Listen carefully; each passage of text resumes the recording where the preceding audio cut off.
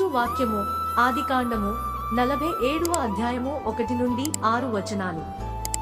యోసేపు వెళ్లి ఫరోను చూచిన తండ్రియు నా సహోదరులను వారి గొర్రెల మందలతోనూ వారి పశువులతోనూ వారికి కలిగినదంతటితోనూ కనాను దేశము నుండి వచ్చి గోషెనులోనున్నారని తెలియచేసి తన సహోదరులందరిలో 5గురిని వెంటబెట్టుకుని పోయి వారిని ఫరో సమక్షమందు ఉంచెను.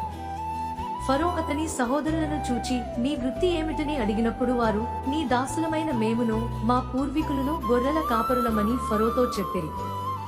మరియు వారు కనాను దేశమందు కరువు భారముగా ఉన్నందున నీ దాసులకు కలిగియున్న మందలకు మేత లేదు గనుక ఈ దేశములో కొంతకాలం ఉండుటకు వచ్చితిని.